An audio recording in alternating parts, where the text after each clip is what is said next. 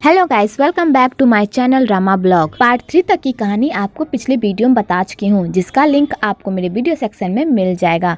पिछले एपिसोड में हमने देखा था कि दादाजी नाव और तसबुकी को दोनों को पास में बुलाते हैं और कहते हैं, मुझे पता है तुम दोनों इस स्टोर के लिए लड़ रहे हो, लेकिन मैं ये स्टोर उसी को दूंगा जो इस स्टोर को चलाने के लायक होगा। इसलिए तुम दोनों एक प्रतियोगिता के लिए तैयार हो जाओ और अपनी बेस्ट मिठाई बनाओ, और जिसकी भी मिठाई सबसे बेस्ट होगी वही इस स्टोर का मालिक होगा, ना कि वो जो इस खानदान का असली खून है। आगे वो दोनों कंपटीशन की तैयारी करने लगते हैं। तो नाव बहुत मेहनत करती है एक अच्छी मिठाई बनाने की, पर उससे एक भी मिठाई अच्छी नहीं बनती। तो मिस्टीरियस आदमी नाव को संभालता है और कहता है, अगर तुम ये सोचकर मिठाई बनाओगी कि तुम्हें वो स्टोर चाहिए तो तुम्हारे हाथ से मिठाई नहीं बनेगी, और बाय चांस अगर तुम्हारे हाथ से मिठाई बन भी गई तो उस मिठाई में वैसा स्वाद नहीं होगा जैसा तुम्हारे हाथों में हुआ करता था। इसलिए शांत मन से बनाओ और पहले की तरह मिठाई एंजॉय करके बनाओ, तभी तुम्हारी मिठाई में वो स्वाद होगा जो तुम चाहती हो। तो नाव को मिस्टीरियस आदमी की बातों से हिम्मत मिलती है। आगे मिस्टीरियस आदमी नाव को प्रपोज कर देता है और कहता है, जब ये कंपटीशन खत्म हो जाएगा तो उसके बाद मैं तुमसे शादी करना चाहता हूँ। तो नाव ये सुनकर शॉक्ड हो जाती है। तो मिस्टीरियस आदमी कहता है, इस बारे में अभी ज्यादा मत सोचो, अभी तुम कंपटीशन पर ध्यान दो, उसके बाद तुम इस बारे में सोचना, ठीक है। इधर तसबुकी भी एक बेस्ट मिठाई बनाने में अपनी पूरी जी जान लगा देता है। तो जॉम्बी को तसबुकी की ऐसी हालत देखी नहीं जाती। इधर सियोरी गिल्ट में जी रही होती है कि उसने तसबुकी के साथ ऐसा किया क्योंकि तसबुकी ने हमेशा उसे सपोर्ट ही किया होता है। तो जॉम्बी सियोरी को परेशान देखता है। तो जॉम्बी सियोरी से पूछता है, तुम्हें क्या हुआ?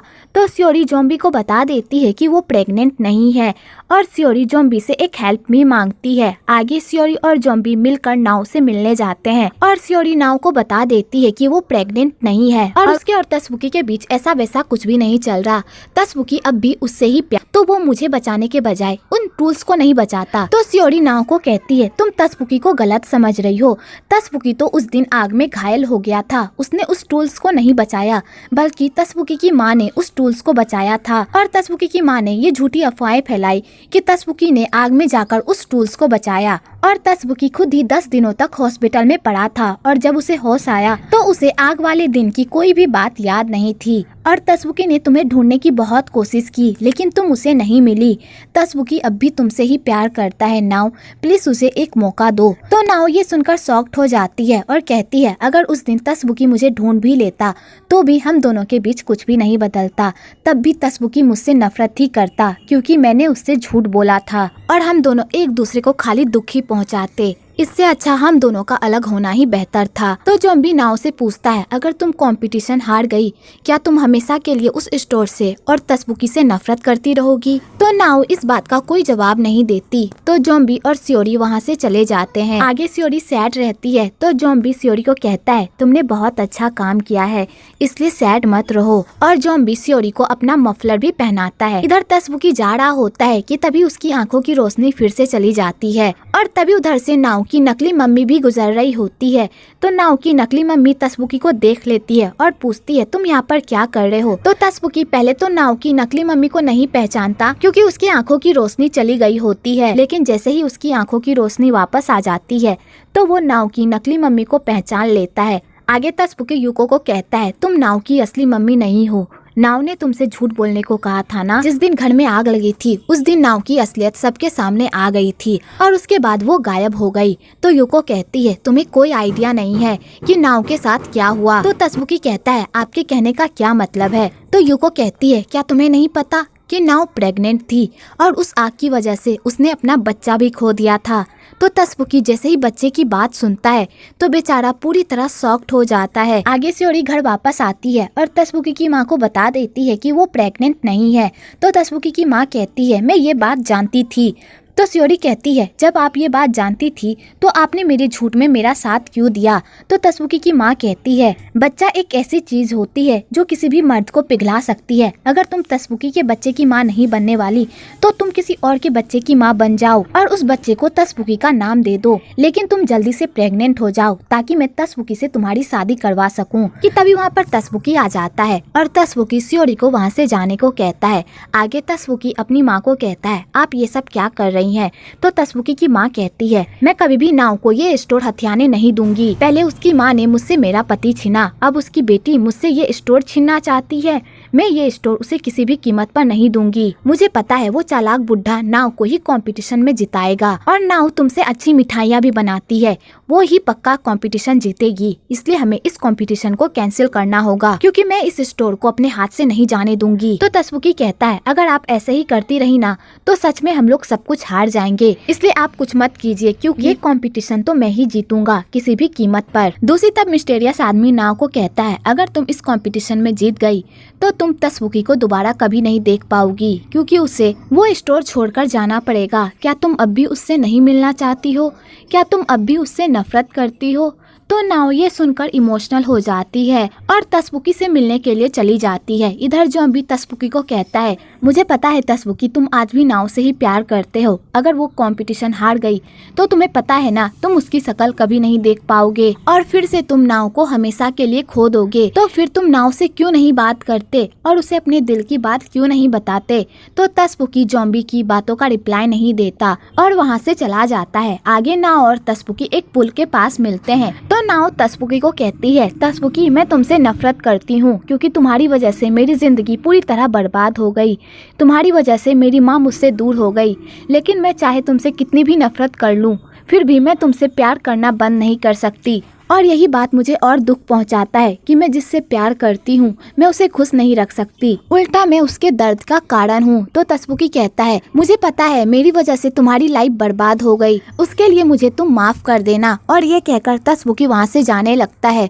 तो नाव तसबुकी के लिए खूब रोने लगती है कि तभी उधर से तसबुकी नाव को हक कर लेता है। तो नाव कहती है, मुझे पता है कि आज हमारा लास्ट दिन है, कल हमारे साथ क्या होगा हमें भी नहीं पता, कल कौन जीतेगा और कौन हारेगा और किसे वो स्टोर छोड़कर जाना पड़ेगा वो भी मुझे नहीं पता, लेकिन आज तो हमारा है ना, हम इसे एक साथ बिता सकते हैं ना। तो तसबुकी ये सुनकर नाव को किस कर लेता है। वेल, आपको यहाँ इनका रोमांटिक सीन भी देखने को मिलेगा। आगे उन लोगों के कंपटीशन का दिन आ जाता है। तो दादाजी उन दोनों की मिठाइयाँ टेस्ट करते हैं। तो दादाजी सबसे पहले नाव की मिठाई टेस्ट करते हैं। तो दादाजी को नाव की मिठाई बहुत पसंद आती है। उसके बाद तसबुकी के मिठाई की बारी आती है। तो दादाजी तसबुकी की मिठाई देखकर कहते हैं, तसबुकी, तुमने इतना साधारण मिठाई क्यों बनाया है? तो तसबुकी दादाजी को कहता है, इस मिठाई से मेरी यादें जुड़ी हुई है। ये मिठाई वो है जब मैंने पहली बार पापा और आपके साथ मिलकर ये मिठाई बनाई थी और आप लोगों ने मुझे ये मिठाई बनाना सिखाया था। तो दादाजी अपने बीते हुए दिनों को याद करके इमोशनल हो जाते हैं और उस मिठाई को खाते हैं। तो दादाजी को उस मिठाई में वैसा ही स्वाद आता है जैसा तसबुकी के पापा बनाते थे। तो दादाजी उस मिठाई को खाकर बहुत खुश होते हैं और कहते हैं, ये मिठाई बहुत ही अच्छी है। तो तसबुकी ये देखकर बहुत खुश होता है, क्योंकि दादाजी ने 18 साल बाद पहली बार तसबुकी के हाथ की बनाई हुई मिठाई खाई होती है। तो दादाजी को दोनों की मिठाइयाँ बहुत पसंद आती है। तो दादाजी कहते हैं, मुझे तुम दोनों की मिठाइयाँ बहुत पसंद आई है, लेकिन मुझे सोचने के लिए थोड़ा टाइम चाहिए, इसलिए तुम दोनों अलग अलग रूम में जाकर वेट करो। मैं जिसके रूम का दरवाजा खोलूंगा वही इस कंपटीशन का विजेता होगा और वही इस स्टोर का उत्तराधिकारी होगा। तो दोनों अलग अलग रूम में जाकर बैठ जाते हैं। तो दादाजी तसबुकी की माँ को कहते हैं, मुझे पता है कि तुम यहीं पर हो, इसलिए बाहर आ जाओ। तो तसबुकी की माँ रूम से बाहर आती है। तो दादाजी तसबुकी की माँ को कहते हैं, मुझे पता है तुम हमेशा से इस स्टोर को हथियाना चाहती थी, इसलिए आज मैं तुम्हें एक मौका दे रहा हूँ। इन दो मिठाइयों को टेस्ट करके बताओ कि इन दो मिठाइयों में किसकी मिठाई सबसे ज्यादा अच्छी है। अगर तुमने सच में तसबुकी वाली मिठाई ढूंढ ली तो ये स्टोर तुम्हारा हो जाएगा। तो तसबुकी की माँ उन दोनों मिठाइयों को टेस्ट करती है तो उसे नाव की मिठाई ज्यादा पसंद आती है। तो तसबुकी की माँ को लगता है कि शायद तसबुकी ने ही इस मिठाई को बनाया होगा और तसबुकी की माँ नाव की मिठाई को चूज कर लेती है। तो दादाजी नाव का दरवाजा खोल देते हैं और कहते हैं, आज से ये स्टोर तुम्हारा हुआ, तुम इस स्टोर की उत्तराधिकारी हुई। तो नाव ये सब सुनकर शॉक्ड हो जाती है और तसबुकी की माँ ये सब देखकर तो पगला ही जाती है और तसबुकी के पास जाती है और कहती है, तुम मेरे साथ ऐसा कैसे कर सकते हो? तुमने कहा था कि तुम ही जीतोगे, फिर तुम कैसे हार सकते हो। और तसबुकी की माँ तसबुकी को मारने लगती है। तो दादाजी तसबुकी को बचाने की कोशिश करते हैं और इसी चक्कर में दादाजी की तबीयत खराब हो जाती है और वो बेहोश हो जाते हैं। तो तसबुकी एम्बुलेंस बुलाने जा ही रहा होता है कि दादाजी तसबुकी को रोक देते हैं और कहते हैं मुझे हॉस्पिटल नहीं जाना, मुझे घर में ही रहना है। आगे दादाजी का ट्रीटमेंट होता है। आगे डॉक्टर बाहर आकर उन लोगों को बताते हैं कि दादाजी की तबीयत बहुत खराब है और दादाजी तसबुकी से अकेले में बात करना चाहते हैं। तो तसबुकी दादाजी के पास जाता है। तो दादाजी तसबुकी से माफी मांगते हैं क्योंकि उन्होंने इतने साल तसबुकी को इग्नोर किया और दादाजी ने तसबुकी को हमेशा खरी खोटी ही सुनाई। तो तसबुकी दादाजी को कहता है कोई बात नहीं, आपने पहली बार मेरी मिठाई खाई, मुझे बहुत ही अच्छा लगा। तो दादाजी कहते हैं अगर मैं तुमसे सच कहूँ तो तुम्हारी मिठाई बहुत ही अच्छी थी, लेकिन मैं तुम्हें विजेता नहीं बना सकता क्योंकि वो मिठाई तुमने सिर्फ मेरे लिए बनाई थी। तुम मिठाई बनाने में बहुत ही एक्सपर्ट हो, इसलिए अब मैं चाहता हूँ कि तुम अब खुद के लिए जियो, ना कि दूसरों के लिए। तुमने इस स्टोर के लिए बहुत कुछ किया है, अब अपने लिए कुछ करो। आज से मैं तुम्हें इस स्टोर के बोझ तले से आजाद करता हूँ, जाओ अपनी लाइफ जियो। और ये कहकर दादाजी स्वर्ग सिधार जाते हैं। तो तसबुकी दादाजी के लिए खूब रोता है। आगे दादाजी का अंतिम संस्कार मनाया जाता है और उसके बाद तसबुकी घर छोड़ने का प्लान बना लेता है। तो तसबुकी की माँ तसबुकी को ऐसे देखकर कहती है तुम कहाँ जा रहे हो, ये स्टोर तुम्हारा है। तो तसबुकी कहता है मैंने बहुत इस स्टोर के लिए कर लिया, अब मैं खुद के लिए जीना चाहता हूँ। और ये कहकर तसबुकी वहाँ से चला जाता है। तो नाव भी तसबुकी के पीछे पीछे जाती है और तसबुकी को कहती है प्लीज अपनी आँखों की सर्जरी करवा लेना और अपना ख्याल रखना। तो तसबुकी कहता है तुम मेरी टेंशन मत लो, मैं ये सब करवा लूंगा। नाव क्या तुम मुझे एक प्रॉमिस कर सकती हो। तो नाव कहती है क्या। तो तसबुकी कहता है तुम मुझे प्रॉमिस करो कि तुम इस स्टोर को एक नए मुकाम तक ले जाओगी, इसे कभी भी बंद नहीं करोगी। तो नाव तसबुकी को प्रॉमिस करती है कि जैसा तुम चाहते हो मैं इस स्टोर को एक नए मुकाम तक ले जाऊंगी और इसे दुनिया का नंबर 1 स्टोर बनाऊंगी। तो तसबुकी ये सुनकर खुश हो जाता है और वहाँ से चला जाता है। आगे नाव स्टोर में मिठाइयाँ बना रही होती है कि तभी उधर से तसबुकी की माँ आती है और नाव को डराती है और कहती है तुम चाहे कुछ भी कर लो, ये स्टोर मैं तुम्हें किसी भी कीमत पर नहीं दूंगी, मैं इसे तुमसे छीन कर रहूंगी, समझी। और ये कहकर तसबुकी की माँ वहाँ से चली जाती है। तो नाव पूरी तरह डर जाती है और कहती है जब तक ये औरत इस घर में रहेगी तब तक मेरी माँ को इंसाफ नहीं मिलेगा, सब उसे कातिल के नजर से ही देखेंगे। आगे तसबुकी की माँ मिठाई बनाने के सारे टूल्स को जला रही होती है कि तभी वहाँ पर मिस्टीरियस आदमी आ जाता है और तसबुकी की माँ को कहता है तुमने लोगों को बहुत परेशान कर लिया, अब तुम्हें मैं ऐसा करने नहीं दूंगा, तुम्हारी वजह से नाव को बहुत सारी तकलीफों का सामना करना पड़ा, अब मैं उसे और तकलीफ सहने नहीं दूंगा, इसलिए आज मैं तुम्हारा किस्सा ही खत्म कर दूंगा। कि तभी वहाँ पर नाव भी आ जाती है और उन दोनों को ऐसे देख लेती है। तो नाव मिस्टीरियस आदमी को इतना बड़ा कांड करने से रोकती है और तसबुकी की माँ इसी मौके का फायदा उठाकर मिस्टीरियस आदमी से वो चाकू छीन लेती है और वो चाकू उन दोनों पर तान देती है और तसबुकी की माँ नाव के सामने उस बॉक्स को जला देती है। तो नाव उस बॉक्स को जलता हुआ देखकर रोने लगती है और आग को बुझाने लगती है क्योंकि उसने तसबुकी से प्रॉमिस किया था कि वो इस स्टोर को कुछ भी होने नहीं देगी। कि तभी वहाँ पर तसबुकी की एंट्री होती है और तसबुकी उस बॉक्स पर अपना कोट रख देता है जिस वजह से आग बुझ जाती है और उस बॉक्स को कुछ भी नहीं होता। दूसरी तरफ जोम्बी और सियोरी यूको के रेस्टोरेंट जाते हैं। तो जोम्बी यूको को कहता है मुझे तसबुकी के लिए बहुत ही बुरा लग रहा है,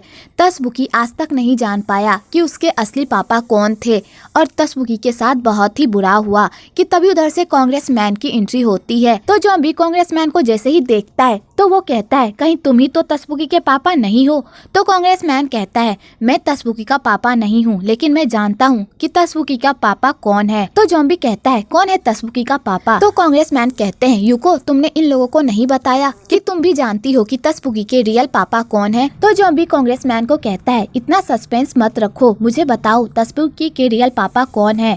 तो कांग्रेसमैन कहता है तसबुकी के रियल फादर मिस्टीरियस आदमी के पापा हैं। तो जोम्बी और सियोरी ये सुनकर शॉक्ड हो जाते हैं। आगे तसबुकी को भी पता चल जाता है कि उसके रियल फादर मिस्टीरियस आदमी के पापा हैं और मिस्टीरियस आदमी और तसबुकी दोनों सौतेले भाई हैं। तो तसबुकी ये सुनकर शॉक्ड हो जाता है। तो नाव तसबुकी की माँ से पूछती है इसलिए आपने मेरे पापा को मारा था है ना। तो तसबुकी की माँ कहती है मैंने तुम्हारे पापा को नहीं मारा, उसे किसी और ने मारा है। तो तसबुकी कहता है आप झूठ मत बोलिए, मुझे सब कुछ याद आ गया है। मैंने कहा था जिस दिन पापा का कत्ल हुआ था उस टाइम आप पूरी रात मेरे साथ थी, लेकिन बाद में आप पापा को ढूंढने के लिए गई थी और जब मैं आपको ढूंढने के लिए पापा के रूम में गया था तो पापा वहाँ पर नीचे पड़े हुए थे और मैंने आपको वहाँ से भागते हुए देखा था। और मैंने आपसे उस दिन ये नहीं कहा था कि नाव की माँ ने पापा को मारा है। मैंने आपको उस दिन ये बताया था कि मैंने नाव की माँ और अपने पापा को एक साथ एक रूम में देखा था और आपने इसी बात का फायदा उठाया और नाव की मम्मी को फंसा दिया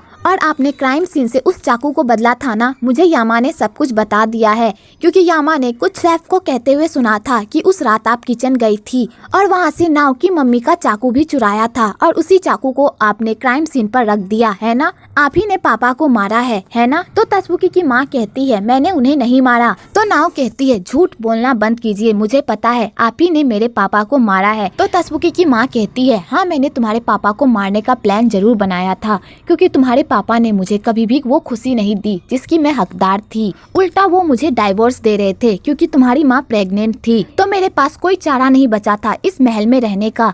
तो मैंने एक चाल चली और मिस्टीरियस आदमी के पापा के साथ संबंध बनाया और दादाजी के सामने ऐसा प्रिटेंड किया कि वो बच्चा इत्सुकी का है। जब इत्सुकी को इस बारे में पता चला तो वो मुझसे पूछने लगा ये कैसे हो सकता है, मैंने तो तुम्हें छुआ तक नहीं है। तो मैंने ही इत्सुकी को धमकाया था कि अगर उसने ये बात किसी को बता दी तो उसकी ही बदनामी होगी और इससे स्टोर का नाम खराब होगा, जिस वजह से इत्सुकी चुप रहा और उसने किसी को भी नहीं बताया कि तसबुकी उसका बच्चा नहीं है। आगे हमारी लाइफ आराम से चल रही थी कि तभी तुम्हारी माँ की एंट्री हुई। मुझे पहले नहीं पता था कि तुम्हारी माँ और इत्सुकी का चक्कर है, लेकिन एक दिन मैंने उन दोनों को एक रूम में देख लिया था और उसी दिन मुझे पता चला इत्सुकी जिस लड़की से प्यार करता था वो लड़की तुम्हारी माँ थी। आगे तुम्हारी माँ ने मुझे मिस्टीरियस आदमी के पापा के साथ देख लिया था और मुझे डर था कहीं वो जाकर इत्सुकी को इस बारे में ना बता दे। तो मैंने इत्सुकी को मारने का प्लान बनाया और मिस्टीरियस आदमी के पापा को कहा इत्सुकी को मारने के लिए, लेकिन उस आदमी से ये काम हुआ ही नहीं और वो इत्सुकी को नहीं मार पाया।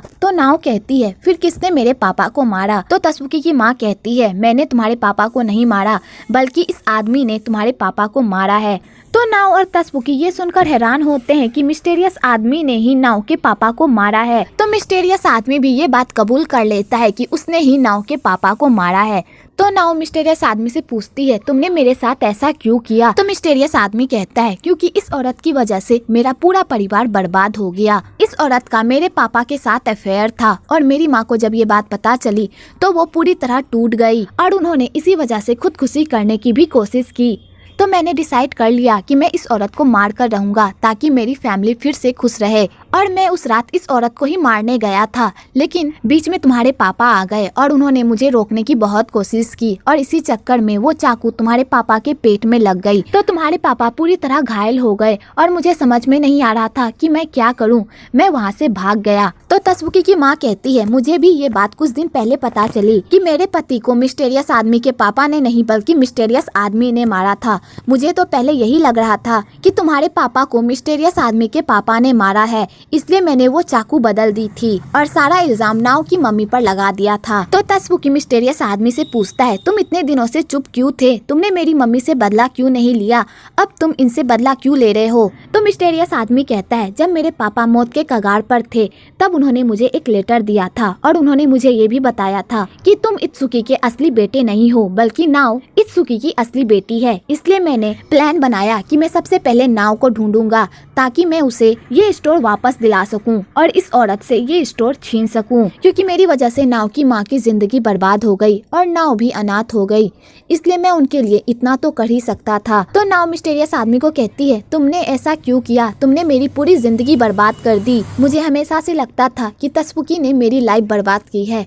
लेकिन वो नहीं, तुमने मेरी लाइफ बर्बाद की है। मैं तुम्हें कभी भी माफ नहीं करूंगी, तुम्हारी वजह से मैं अनाथ हो गई। तो मिस्टीरियस आदमी को अपने किए पर पछतावा होता है। आगे मिस्टीरियस आदमी को पुलिस पकड़कर लेकर चली जाती है। आगे तसबुकी की माँ को भी अपने किए पर पछतावा होता है और वो भी महल छोड़कर रोड पर भटकती रहती है कि तभी वो देखती है कि एक बच्चे को ट्रक कुचलने ही वाली है।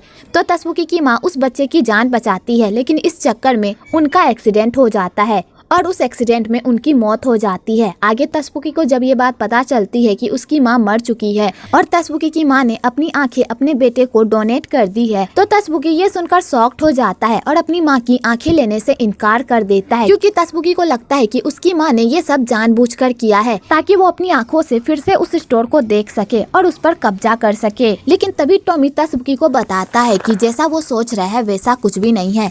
उसकी माँ सच में उससे बहुत प्यार करती थी, बस वो ये नहीं चाहती थी कि उसके बेटे का हक छीना जाए, इसलिए वो तसबुकी के साथ इतनी सख्ती करती थी। और तसबुकी की माँ को ये बात पता थी कि तसबुकी की आंखें कमजोर हो रही है, इसलिए उन्होंने पहले ही इस पेपर पर साइन कर दिया था कि अगर उन्हें कुछ हो जाता है तो उनकी आंखें उसके बेटे को लगा दी जाए। तो तसबुकी ये सुनकर इमोशनल हो जाता है और अपनी माँ का चेहरा देखकर खूब रोता है, लेकिन वो फिर भी सर्जरी कराने से मना कर देता है। तो नाउ तसबुकी को समझाती है और कहती है, तुम्हें मिठाइयाँ बनाना बहुत पसंद है, अगर तुम्हारी आंखें ही नहीं रहेगी तो तुम मिठाइयाँ कैसे बनाओगे? तुम्हारी माँ भी यही चाहती थी कि तुम मिठाइयाँ बनाओ, क्या तुम अपनी माँ की आखिरी विश पूरी नहीं करोगे? तो तसबुकी नाव की बातें समझ जाता है और सर्जरी करवाने के लिए तैयार हो जाता है। आगे 1 मंथ का लीप आ जाता है, तो नाव उस स्टोर को वैसा ही चलाती है जैसा तसबुकी चलाया करता था। दूसरी तरफ फाइनली ज़ॉम्बी के हाथों में भी अपने पापा जैसा स्वाद आ जाता है, तो ज़ॉम्बी खुद का स्टोर खोलने की तैयारी करता है और ज़ॉम्बी स्योरी से हेल्प मांगता है ताकि स्योरी उसकी स्टोर खोलने में हेल्प कर सके।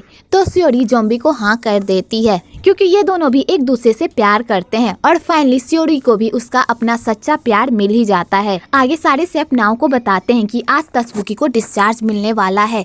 क्या तसबुकी इस स्टोर में वापस आएगा? क्या वो कहीं और चला जाएगा? अगर तसबुकी इस स्टोर में वापस आ जाता तो इस स्टोर की तो 4 चांद लग जाती, लेकिन तसबुकी पर जो बीती है पता नहीं वो उसे सहन कर पाएगा या नहीं, और मुझे नहीं लगता कि वो इस स्टोर में वापस आएगा और नाव के अंडर काम करेगा। लेकिन नाव अगर तुम तसबुकी को मनाओगी तो तसबुकी जरूर वापस आ जाएगा, एक बार तुम ट्राई करके तो देखो। तो नाव को भी तसबुकी की चिंता होने लगती है और नाव दौड़कर तसबुकी के पास जाती है और तसबुकी को कहती है, तसबुकी स्टोर वापस आ जाओ, क्योंकि स्टोर को भी तुम्हारी जरूरत है और मुझे भी तुम्हारी जरूरत है, प्लीज वापस आ जाओ। तो तसबुकी ये सुनकर खुश हो जाता है और नाव को हक कर लेता है और कहता है, ठीक है मैं वापस आ जाऊंगा। वेल फाइनली इन दोनों का भी पैचअप हो ही जाता है और यहीं पर ये ड्रामा खत्म होता है। आपको ये ड्रामा कैसा लगा कमेंट में जरूर बताइएगा। अगर आपको ये वीडियो अच्छी लगी हो तो एक लाइक जरूर करें और मेरे चैनल को सब्सक्राइब करना तो बिल्कुल ना भूले।